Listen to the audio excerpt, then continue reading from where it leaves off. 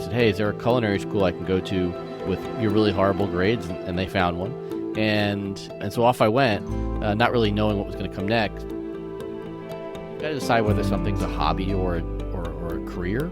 And if it's a hobby, I mean, it's a hobby. Like if you want to, like I could start another podcast and not make money off of it, and I'd still be able to send my kids to college. And so that could be considered a hobby. Right. It's when I try to convince myself that a hobby is a job that bad things start to happen.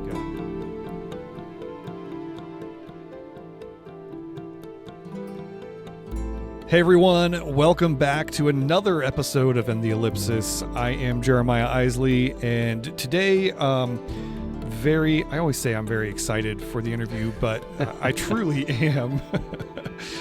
We've got my good friend and longtime client and travel advisor, I guess you could even say, Mr. Edward Pizzarello is joining us today. Before we jump in and get things started, just a quick reminder, you can find me on all the socials at Jeremiah Isley, or you can go to crookedpathmedia.com and contact me through there.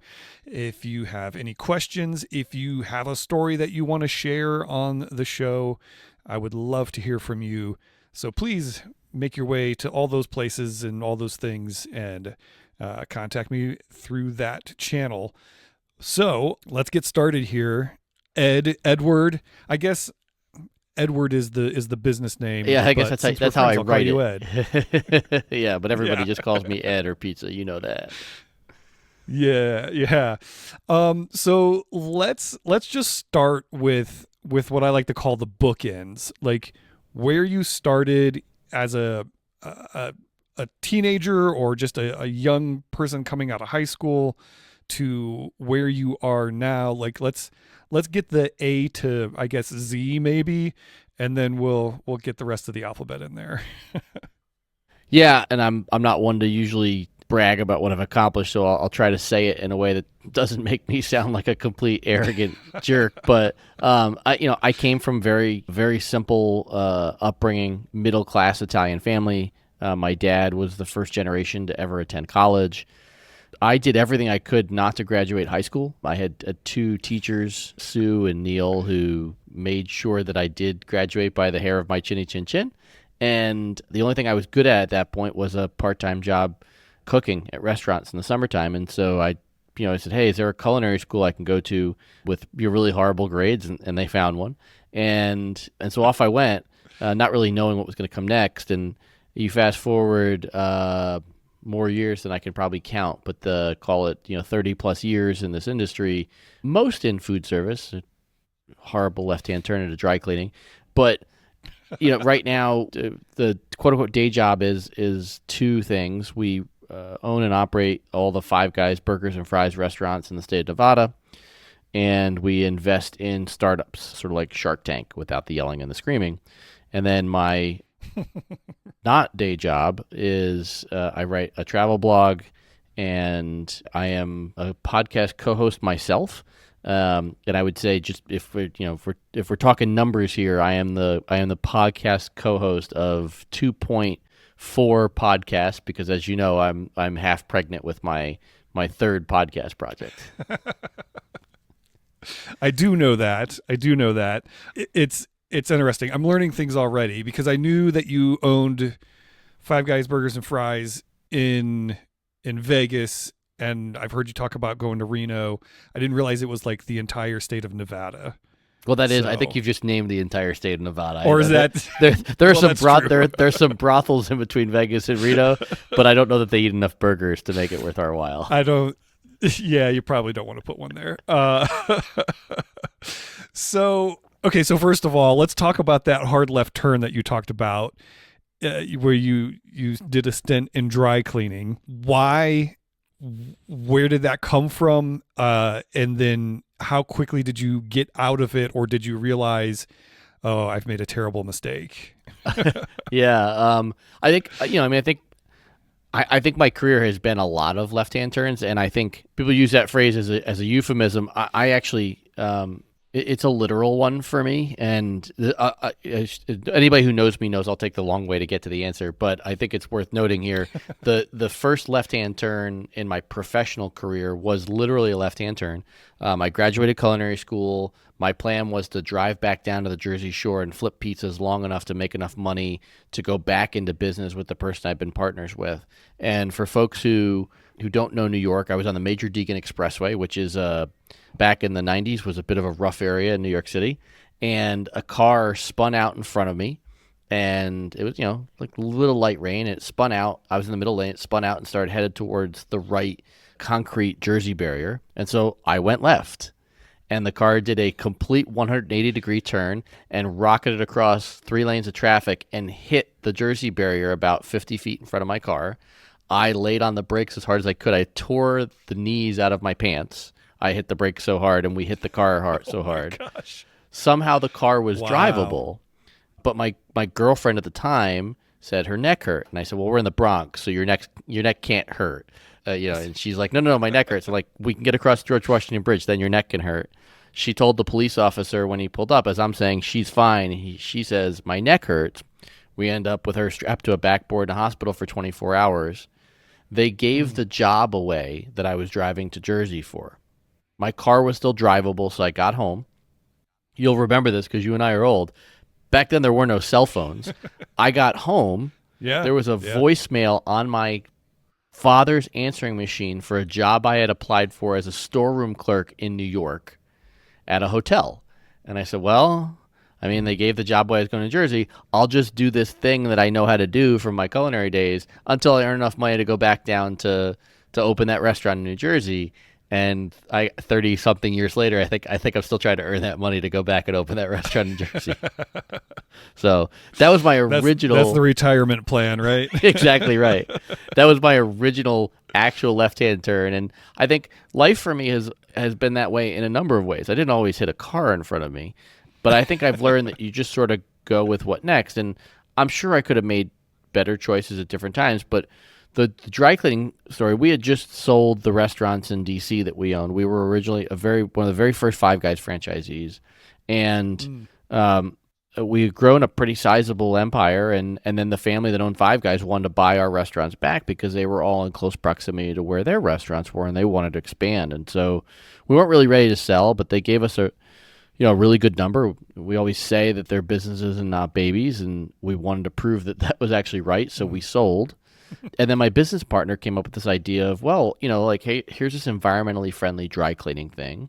We could get into that business, and we don't want to be dry cleaners, but we could license the technology to people who already have existing dry cleaners that are going to have problems renewing their leases because of their chemicals, and we'll be effectively the franchisor of this thing.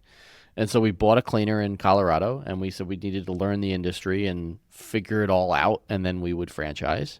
That was, call it 2009-ish. And in 2019, we sold for a significant loss and got out after 10 years of futility. So I did not learn that lesson quickly. Wow. So it wasn't like oh my gosh, we've made a terrible mistake. How quick can we get out? It was a 10-year stint. That's not like a small, it was a year, 18 months. That's a decent amount of time. We said a number of times during that time that things like we weren't going to let dry cleaning beat us, which looking back and thinking about the wisdom of that was probably one of the stupider things I've said in my life, and including me and my partner. We just felt like we're going to figure this out. And I think if there are lessons, it's your time has incredible value, and you have to be willing to pull the plug on things that don't work or aren't contributing their share. Yeah. So wait, first I have to ask, did you figure out the technology? Did that ever happen, or yes and what no? became of that? Yes. So the technology, we were finally able to be a part of a group that nursed the technology. For a short version, the technology was liquid CO2, and so when liquefied at low temperatures, it's incredibly great at extracting dirt and stains from clothing, and it obviously has no chemicals. And people say, well, it's CO2, you're ruining the environment. It's like, well, no, this was all reclaimed CO2, and so it was incredibly environmentally friendly. But pressurizing liquid CO2 poses some interesting problems, and the bolts on the side of the machine were quite sizable. What they ultimately found was the technology itself is in use today. It does two things pretty successfully. It's used in clean room environments and a lot of textile plants for extraction. North Face was one of the first to sort of demo this with a massive machine. And then the other thing it does is, I don't know where your listeners' heads are on marijuana. I don't have a strong feeling one way or another about it, but it's, the underlying drug cannabis is a very helpful drug for people for certain ailments, chronic pain, stuff like that. But obviously there's a lot of negative feelings around the concept of smoking pot. And so one of the things that they used these machines to do was they used the machines to extract cannabis oils from the plants and pressurize them into pills. And so it was, okay, well, here's a way to have the medicinal effects of cannabis or pot without the stigmatism of having to smoke pot to get rid of pain.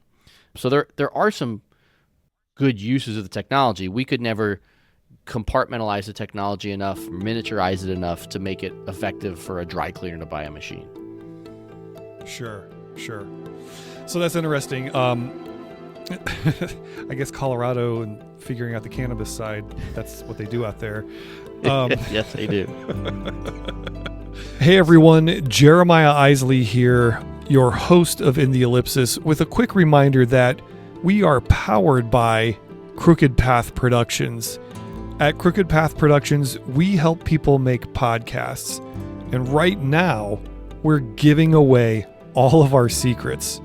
If you go to fasttrack.crookedpathmedia.com, you can download our full Fast Track podcast guide, including our pre-production, our production checklist, our post-production checklist, a full gear guide, and a content planner framework. It's literally like all of our secrets for creating a great sounding, great looking, world-class podcast. So if you want to check that out and you want to get your own podcast underway, you can head on over there and get that, again, completely free, no strings attached. All right, that's enough of that. Let's get back to the show. So one of the things that you mentioned earlier was sort of like the value of your time and knowing if something's worth pursuing, I guess.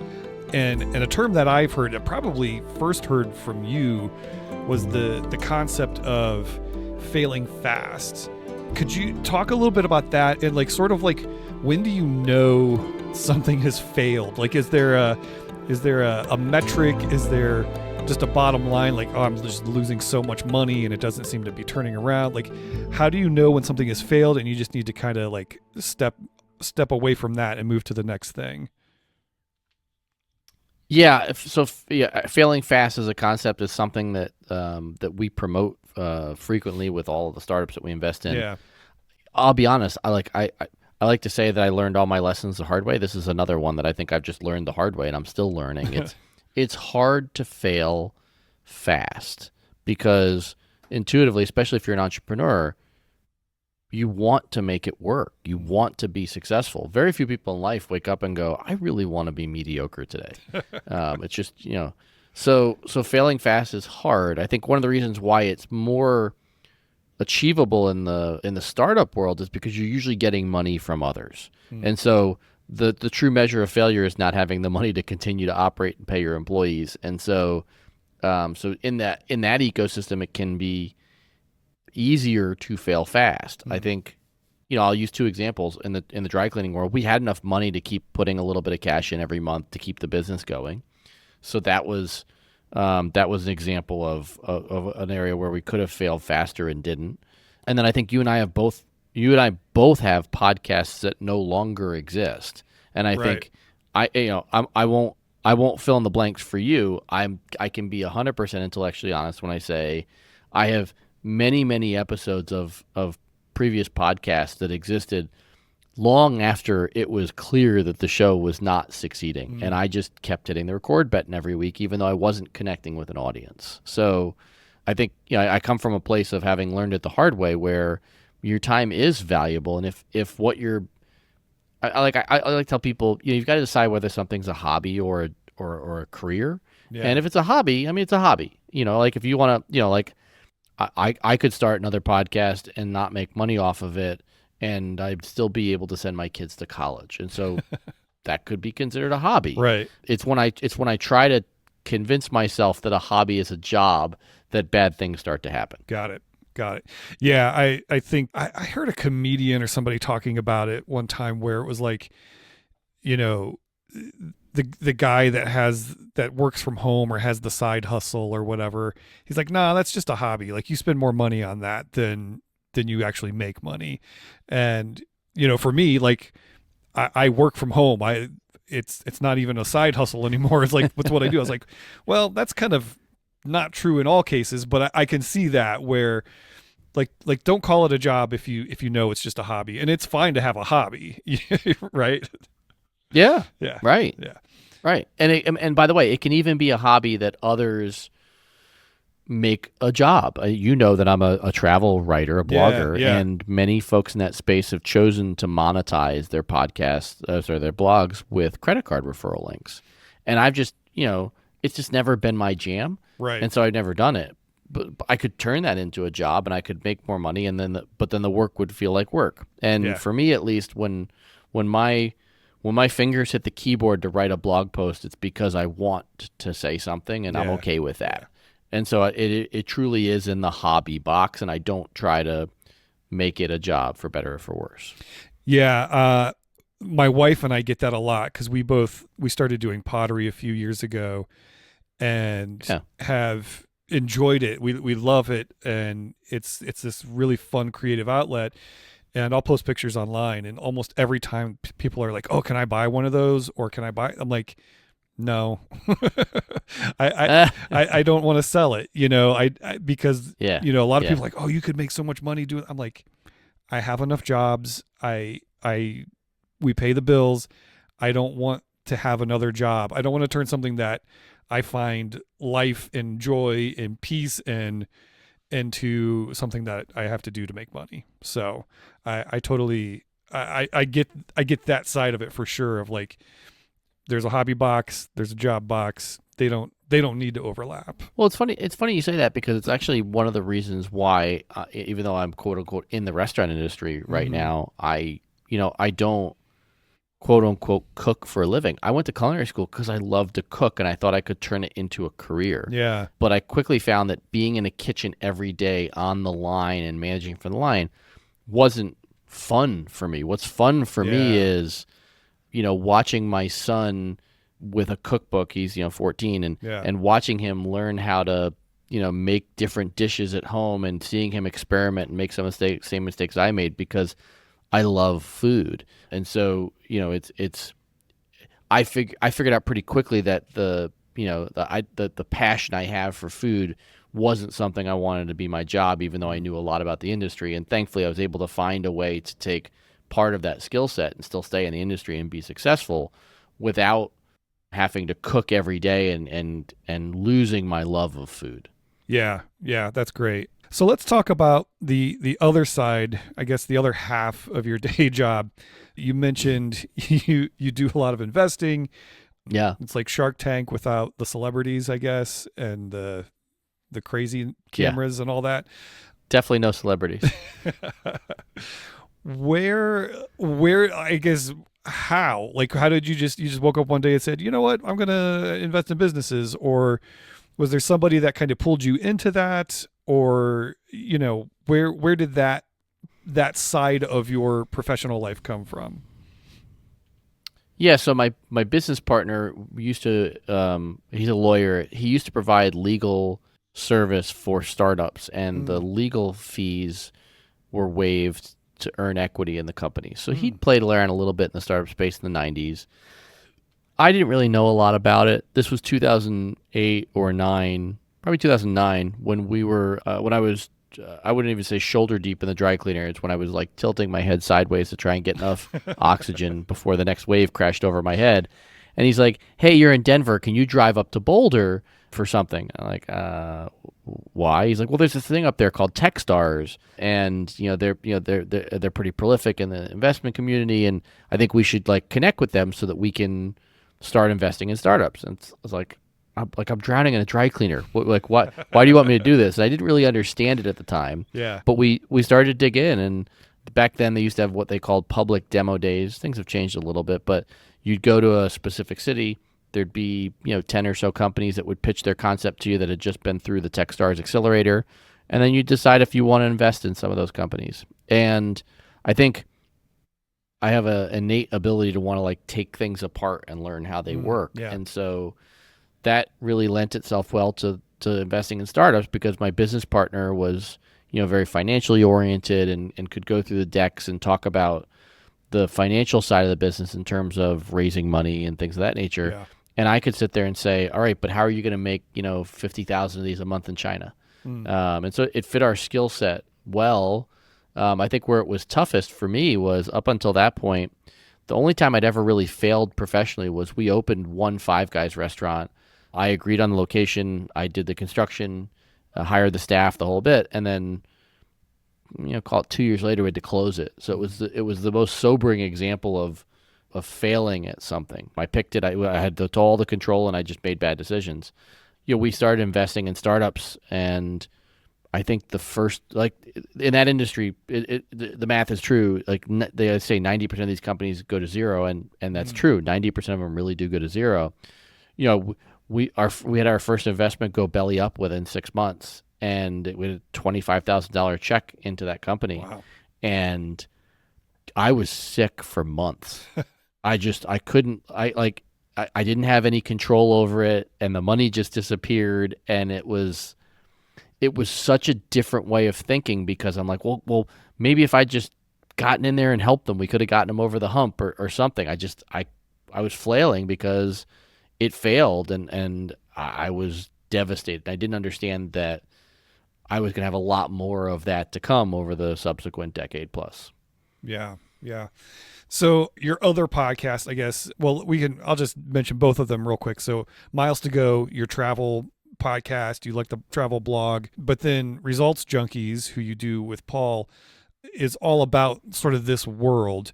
Yep. And I've had the pleasure of working with you guys on that and producing and editing. And I think one of the things that struck me as somebody who's never really been in that, fundraising world of business, a small business and startup, is that, to me, if I were starting a business, like I feel like there's such a like, oh, I have to go find the money. I have to like go get the money.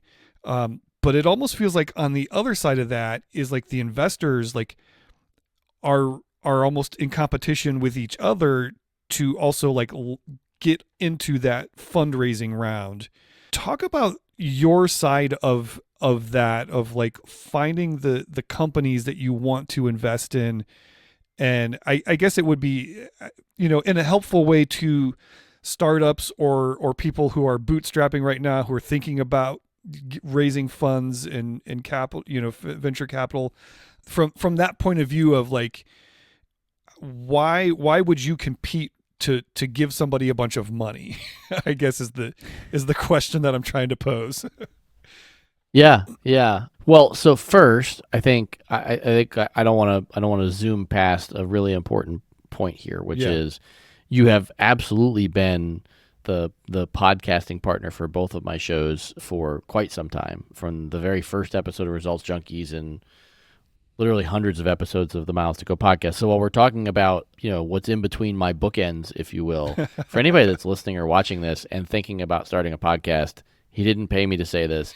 He has been an incredible partner. And Jeremiah, I'm very thankful for everything you've done on our shows. So if you're looking for someone, you gratuitous plug of others here. Very kind of you. Thank you.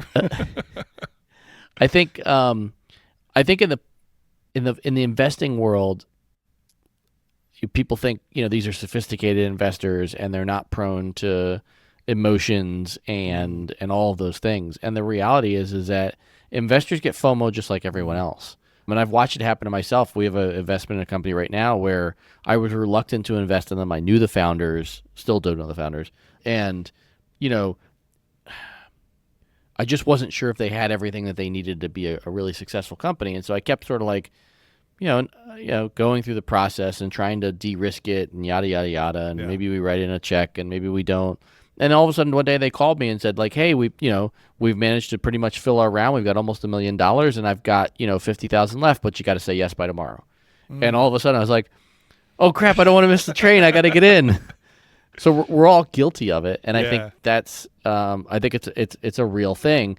But I think part of it, like the intellectual part of that is when you're taking a risk on a founder who maybe has never done this before, you're looking to others to understand if they saw something in this company, and you're trying to get confirmation that your opinions are either right or wrong, whether you like the company or don't like the company. So to some degree, there is a level of built-in FOMO that's healthy in that model to say, look, I read through their deck and I believe in their numbers, or gosh, the last company that we invested in that tried to do this in Shenzhen could never get the product out of China and onto a boat. So all those different things. So I think there's absolutely a herd mentality in the investor world for startups, but to some degree, I think as long as you can connect with those other people in the space and talk to them about why they're excited about something, I think the herd mentality can be positive. That's interesting. Are there any big names you passed on that you regret passing on? Oh yeah. No, they're definitely a number where I'm like, man, like if only I had, well, if only we'd written the check into that. And in some cases, they were things that we didn't have the opportunity to, if you will. Yeah, like sure. it seemed like it was a reality, not like one that was a reality that seemed like it was a reality, but never quite got there. Not a name that probably most people here will know. There's a company called DigitalOcean that was doing this thing with fractional servers back before AWS, Amazon Web Services, was really even a thing. Right. And we had a term sheet out to them because somebody who I have a lot of respect for, his name is Jason Seitz.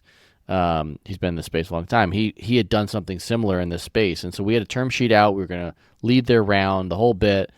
And then we just had some concerns because they had another business they were running and had gotten the term sheet signed, and then they're like, you know what, we're just going to do it ourselves, and we'll let you know, come back. And they've gone on to be an incredibly successful company. Nice. And they're I'm looking them up right now. Their market cap is $3.5 billion. Yeah, so Yikes. so you have your wins and you have your losses. Yeah. We're almost out of time here. If somebody came to you today and said, hey Ed, I'm thinking of starting a business, and it's in XYZ field. I'm bootstrapping. I have a product. I have a service. I have whatever. What's like the blanket, like one point of advice that you would just be like, hey, that you make sure you do this. Just one thing that seems maybe it's too generic of a question, but just a good business sense advice that sort of transcends whatever the business is. Yeah, well, I mean, just because it's me, I'm going to give you, two answers. Sure. I think, first off, I think, you obviously know my podcast co-host, Paul Singh, Results Junkies. He says this thing, or he said this thing on the tech tour when we were out in hundreds of cities. He said that people feel like their job at a company is the most secure thing, and they don't want to start a startup because that's where all the risk is. And he likes to say, look, the company will make the decision when it's your time to go, and you have no control over it. And it will come when you absolutely least expect it, or when the economy is the worst, and all those things. Right. And that you're better off betting on yourself. And we saw this in COVID. Without talking politically, I think we're seeing it now with government employees who are losing their jobs without notice. Your employer in almost every state in the country can fire you whenever the heck they want and don't really need a good reason to do so. So to some degree, I think entrepreneurism, I just didn't really never wanted a boss. I didn't really know what the term entrepreneur meant. I just kind of wanted to do my own thing. I think we all have pieces of entrepreneurism in ourselves, but I think your day job's probably not as secure as you think it is. And so just, food for thought. As far as what to do, I think the single most important thing you can do if you're thinking about starting your own thing is find somebody who's willing to tell you no. Find someone who's willing to be brutally honest with you about whether your company is succeeding or not. Because the typical startup founder, like they say, it's like 3 steps forward and 2 steps back. We have a founder in our portfolio. His name is Devin. He's a second-time founder. We just invested in his second company. He's called Juno. It's a travel thing. He's brilliant. And I remember him saying to me one day, very, I wouldn't say very quiet, but he's not as bombastic as I am. But we talk about the whole like 3 steps forward, 2 steps back element of being a startup founder. And he's like, well, yeah, it's kind of like that. It's really more like, you come to work every day and get punched in the face for a month. And then all of a sudden you have an incredible win and everybody celebrates. It's awesome. And then you go back to getting punched in the face every day for a month. So the incredible wins can be extremely exhilarating. And the serotonin or whatever from that, like it can have a long tail and make you think that you're being successful because the wins can be incredible. Yeah. But I think if you want to know whether you have a company or not, you need somebody who's willing to tell you that you're wrong, or that your assumptions are never going to happen, or you can't raise the money, or whatever the thing is. Even if you don't listen to them, you need somebody to tell you why you're wrong. Because at the end of the day, 9 out of 10 of these really go to zero. And do you want to look back after 10 years and realize that you wasted 10 years when there was no pun intended, a left-hand turn to get off the ramp and go do something else? Yeah. That's good. I my oldest just recently started working at Applebee's, and he has had nothing but problems with them, like scheduling him. Like they ignore his requests, they sit down and they figure out what his availability is, then they ignore that, and it almost came to a head last night, and he's texting myself and my wife, and I looked at her and I said, this is why I don't want a boss. This is exactly why I do what I do. And, and a lot of other reasons, but yeah, that not wanting to have a boss, like I wouldn't have used the word entrepreneur myself, but now that I'm years into this, it's like, there's a different way of charting your course and not letting some company or some other person decide what that is. So that's good stuff, man. Well, hey, we are out of time, but I want to give you just a second. Give everybody how they can get a hold of you, your socials, whatever you want to, your social security number, anything. LifeLock. There you go. Yeah, there you go. Let people know where they can find you, and we'll wrap things up here. Yeah, I have a true passion for the world of travel. So if you want to learn how to travel better, or you want help planning that next trip, definitely something you should reach out to me about. The current podcast, Miles to Go, on YouTube and all the podcast platforms where you might listen to a show like this. Results Junkies is the business podcast. And as you know, Jeremiah, still a little bit under wraps is podcast number 3, which will be a Disney podcast, which will be Catch Us at the Castle. All of my stuff, as we said earlier in the show, a lot of people call me Ed, a lot of people call me Pizza. I lean into that, and so I am at Pizza in Motion on all those social media channels. I love answering questions. It's a labor of love for me. So if you're not sure how to plan your next trip, or you're not sure what the best place to get a bagel in New York is, or the best plate of pasta in Venice, I'm your guy. Awesome. And I will give you a little unsolicited, unpaid for endorsement just from working on the shows and then getting to know you. My family doesn't get to travel a ton because of our schedules are crazy. But when we do, Ed has always had the best advice. We've dabbled in the points and miles game and stayed at some really great places for, nothing out of our pocket. And so, yeah, if you want to learn like the travel hacks, go and do that. And then as a business owner working on a podcast that is about startups and entrepreneurship and investment and all of that, I've learned so much, again, just from listening to the show as I work on it. So go check out both of those shows. And I'm super excited to start working on the Disney one too, because I love me some Disney parks. We're gonna be partners on that one. That's gonna be a lot of fun. I can't wait for it. I need to get out of my own way and get it launched, but not enough hours in the day. Understood. But yeah, that's gonna be exciting to get off the ground too. So. Hey, well, if you are listening to this once again and you have a story that you want to share, please feel free to contact me at Jeremiah Isley on all the socials. And if Ed said something today that really resonates with you, or you think somebody needs to hear it, please be sure to share this episode with them. It's a great way to thank Ed for his time today being on the show. Once again, I'm Jeremiah Isley for my good friend Ed Pizzarello. Thank you for joining us, and this is In the Ellipsis.